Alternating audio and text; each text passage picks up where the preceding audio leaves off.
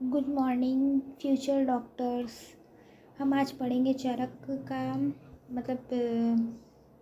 संहिता अध्ययन का शारीर स्थान पढ़ेंगे, जिसमें कि चैप्टर्स के नाम हैं कतिधा पुरुषीयम शारीरम, अतुल्य गोत्रीयम शारीरम, खुड्डिकाम गर्भाव क्रांति शारीरम, महति गर्भाव क्रांति शारीरम, पुरुष विचयम शारीरम, शरीर विचयम, शरीर संख्या, जाति सूत्रियम। ये 8 लेसन हम लोग को शारीर स्थान में पढ़ना है, जो हम लोग जल्दी जल्दी कवर करेंगे रिवीजन के लिए।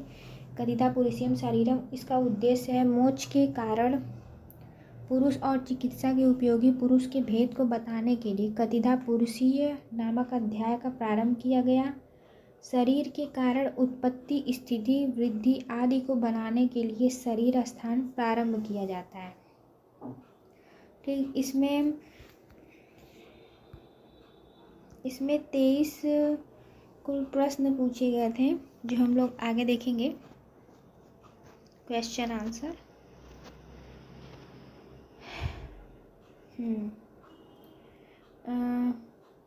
पहला क्वेश्चन था धातु की दृष्टि से पुरुष के भेद। तो है ये जैसे षड धातु पुरुष, जिसमें कि ये 5 महाभूत होगा और चेतना रहेगा। ये 6 धातु पुरुष हो गए। फिर चेतना धातु में केवल आत्मा रहेगा। चतुर्विंशतात्मक में मन रहेगा, 10 इंद्रियां रहेंगी, 8 प्रकृति रहेंगी और जो 5 अर्थ रहेंगे, ग्रंथि महाभूतों के अर्थ। ये 6 पुरुष ही चिकित्सीय पुरुष होते हैं। इनको अधिकरण पुरुष भी कहते हैं, कर्म पुरुष भी कहते हैं। ये चतुर्विंशत षड धातुज पुरुष को चिकित्सीय पुरुष, अधिकरण पुरुष कहते हैं। और मन के लक्षण पूछा गया। मन के लक्षण आत्मा प्लस इंद्रिय और अर्थों का संयोग होगा, तब मन का संयोग होगा। अगर मन का संयोग नहीं होगा तो कोई ज्ञान ही नहीं होगा। ये क्या देखिए बताया गया है, मन का संयोग हो तब ज्ञान होगा, अगर मन का संयोग नहीं होगा तो ज्ञान नहीं होगा। तो ज्ञान का न होना और ज्ञान का होना मन का लक्षण कहा है। मन के गुण क्या है? अणु और एक होना, ये मन के गुण हैं 2। और मन के विषय हैं चिंत्य, विचार, ऊह्य, हेय, संकल्प और अन्य जो भी सुख दुख द्वारा जाने जाते हैं। मन के कर्म इंद्रियों में भी अधिष्ठित होकर संचालन करना, स्वयं अपने को अपने से ही अहित विषयों से दूर करना, विचार करना, ये मन के कर्म हैं। और ज्ञान उत्पत्ति कर्म है। मन प्लस इंद्रियां अपने अपने विषयों को ग्रहण करती हैं। इसके बाद मन संकल्प करता है कि यह वस्तु अच्छा है या बुरा है। इस विषय में बुद्धि निश्चयात्मिका होती है। उसी के अनुसार बुद्धिपूर्वक कुछ कहने या करने में मनुष्य समर्थ रहता है। फिर महाभूत ज्ञानेंद्रियां, ये तो पता ही है। बुद्धि के भेद, आत्मा, इंद्रिय, मन और विषय, इनके संयोग से कर्म और इंद्रियों के विषय के भेद होने से बहुत प्रकार करती है। दूसरा क्वेश्चन है पुरुष को कारण क्यों माना गया? कर्ता और ज्ञाता चेतन ही हो सकता है, अचेतन नहीं। 3 प्रकार के पुरुषों में 24 तत्वात्मक पुरुष हैं। तो जैसे उदाहरण है, बिना कुम्हार के मिट्टी दंड चक्र संयोग से जिस प्रकार छड़ी नहीं बन सकता, उसी घड़ा नहीं बन सकता, बिना गृह निर्माणक के जिस प्रकार मिट्टी रेत से घर नहीं बन सकता, उसी प्रकार बिना कर्ता के शरीर इंद्रिय समूह से स्वयं नहीं बन सकता।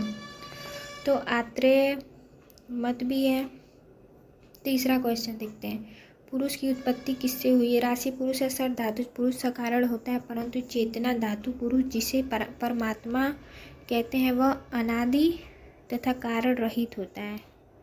चौथा क्वेश्चन, आत्मा ज्ञानी है या अज्ञानी है? आत्मा ज्ञानी है, पर जब इंद्रियों से योग होता है तब उसे ज्ञान होता है। इंद्रियां अगर निर्दोष न हो या इंद्रियों से आत्मा का संयोग न हो तो ज्ञान नहीं होगा। 5वां क्वेश्चन है, पुरुष नित्य है या अनित्य? पुरुष नित्य है। छठवां 7वां क्वेश्चन है, प्रकृति व विकृति किसे कहते हैं? आकाश, वायु, अग्नि, जल, पृथ्वी, बुद्धि, महान, अहंकार, ये 8 प्रकृतियां हैं। और विकृति जो है 16 विकार, 5 ज्ञानेंद्रिय, 5 कर्मेंद्रिय, मन है, 5 इनके अर्थ हैं महाभूत के। अव्यक्त पुरुष की क्या लक्षण है? 8वां, अव्यक्त पुरुष के लक्षण, प्राण, अपान, वायु का चलना, निमेष उन्मेष होगा, पलक झपकना, ये सब जीवित पुरुष के लक्षण हैं। मनसो गति, मन का गति करेगा, मन एक इंद्रिय से दूसरे इंद्रिय में चले जाने को कहेगा, जाएगा। स्वप्न में देशांतर गति होगी, एक्सेट्रा। 9वां क्वेश्चन, आत्मा निष्क्रिय होते हुए भी सक्रिय कैसे है? विभु व्यापक आत्मा का जब मन से संयोग होता है तब क्रिया होता है। आत्मा चेतन परंतु निष्क्रिय है जैसे लकड़हारा, और मन जड़ है परंतु क्रियावान है जैसे कुल्हाड़ी। 10वां क्वेश्चन है, स्वतंत्र आत्मा इच्छा के विपरीत परतंत्र योनि में क्यों जन्म लेती? जो कार्य करने के पश्चात कर्ता को अवश्य प्राप्त होता है वह अनुबंध है, मतलब कर्ता का फल, कर्म का फल। फिर 13वां है, पर्वत आदि विभु आत्मा के देखने में बाधक क्यों? जब आत्मा कर्म गति के अनुसार देह में स्थित सुख दुखादि से आवृत होने से ज्ञान नहीं, जब आत्मा मन को समाधिस्थ कर लेता है तब देहगत व्याप्य होने पर भी पर्वतादि बंधन को न देख पाता। निर्विकार आत्मा को सुख दुख का अनुभव कैसे? कभी भी एक भूतात्मक अर्थात पंच महाभूत से राहत केवल जीवात्मा लक्षणों से प्राप्त नहीं होती, उसे अकेली आत्मा में सुख दुख आदि विशेष नहीं होते। 17, 18, 19 क्वेश्चन देखते। रोगी की त्रिकाल वेदना में किसकी चिकित्सा होती है? तीनों वेदनाओं की चिकित्सा होती है। अतीतकालीन वेदना, पूर्व में काश हुआ फिर पुनः उसका इस प्रकार बीती हुई वेदना के समय को ध्यान में रखते हुए जो औषध प्रयोग किया जाता है वह अतीतकालीन वेदना की चिकित्सा है। 20 वेदनाओं का कारण क्या है? बुद्धि, धृति, स्मृति का भ्रंश हो जाना वेदना का कारण है। काल और कर्म की संप्राप्ति, असातम्य अर्थों का आगमन, संयोग होना दुख का कारण है। धी, बुद्धि विभ्रंश, नित्य और अनित्य तथा हित और अहित में विषय करता है। धृति विभ्रंश, विषय वासना की ओर प्रवृत्त सत्व, मतलब चित्त को धृति भ्रंश के कारण अहित अर्थों से नहीं रोका जा सकता। कारण, धृति नियमन करने वाली है, उदाहरण उन्माद। प्रज्ञापराध, धी धृति विभ्रष्ट कर्म यत् कुरुते अशुभम प्रज्ञापराधम तविधात् सर्वदोष प्रकोपणम। विषम ज्ञान एवं विषम प्रवृत्ति मन के विषय हैं, अतः प्रज्ञापराध को मन का विषय माना जाता है। धी धृति और स्मृति के भ्रष्ट हो जाने पर मनुष्य जब अशुभ कार्य करता है तब सभी शारीरिक एवं मानसिक दोषों को प्रकोपित करने वाले उस कार्य को प्रज्ञापराध कहा जाता है। प्रज्ञापराध विस्तार, अधारणीय वेगों का धारण, साहस, सेवन, कर्म के समय की उपेक्षा, आदेश, सद्वृत्त पालन नहीं करता है, जानबूझ के गलतियां करता है।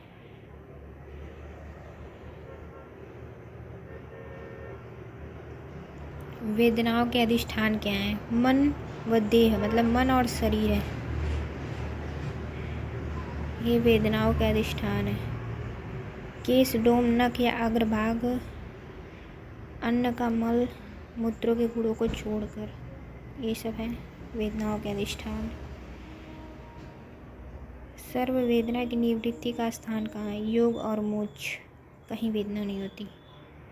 योग का लक्षण, आत्मा का मन में स्थिर होना योग की लक्षण है।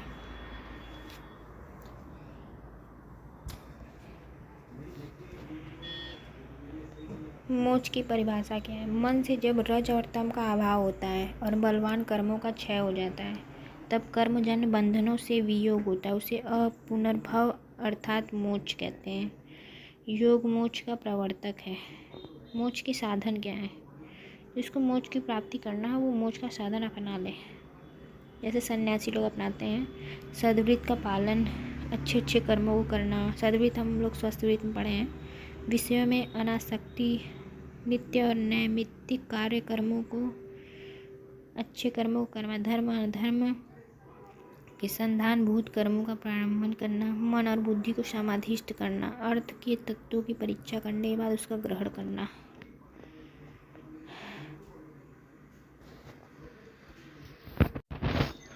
प्रशांत भूतात्मा के क्या लिंग है? ये 23 प्रश्न है लास्ट। जब जीवात्मा ब्रह्म स्वरूप हो जाता है तब सभी भावों मतलब बुद्धि, अहंकार, इन सब से रहित हो जाता है। ऐसी दशा में उस जीवात्मा का कुछ चिन्ह नहीं रहता है, अतः चिन्ह न होने से किसी भी प्रमाण द्वारा उपलब्ध नहीं हो पाता है।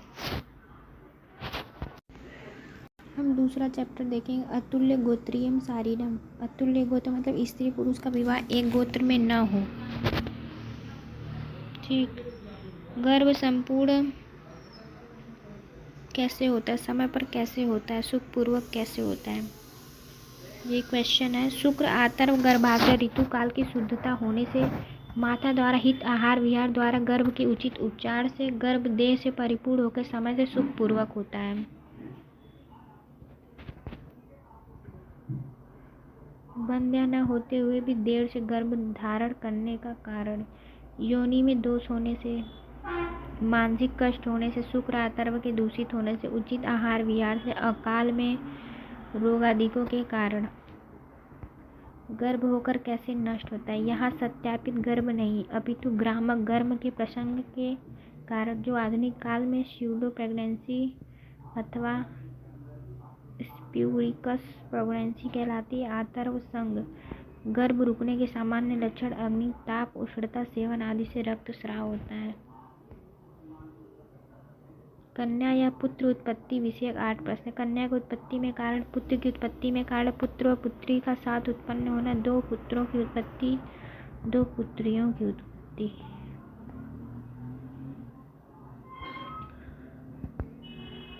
आतर्व की अधिकता से,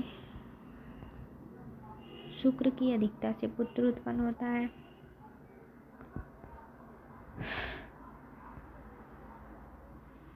ढेर सारे सवाल हैं जो कि हम लोग सिंगल क्लास में पढ़ेंगे, मतलब सिंगल चैप्टर वाला जो भी क्लास रहेगा। दूसरा लेसन बहुत लेंथी है।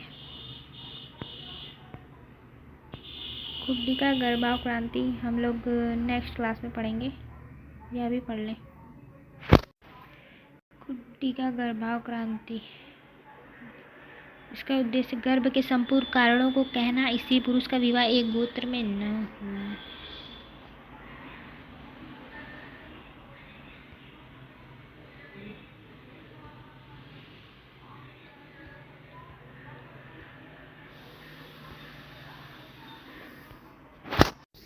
इसमें हम लोग स्मरण मतलब मातृज, पितृज, आत्मज, सात्मज, रसज, सत्वज, 6 भाव है ना, ये इंपॉर्टेंट है। हम लोग इसको देखते हैं। मातृज भाव में त्वक, लोहित, मांस, मेद, नाभि, हृदय, क्लोम, यकृत, प्लीहा। मातृज मतलब माता से ये सब चीज़ें बनती। पितृज भाव में केश, समश्रु, नख, लोम, दंत, अस्थि, शिरा, स्नायु, धमनी।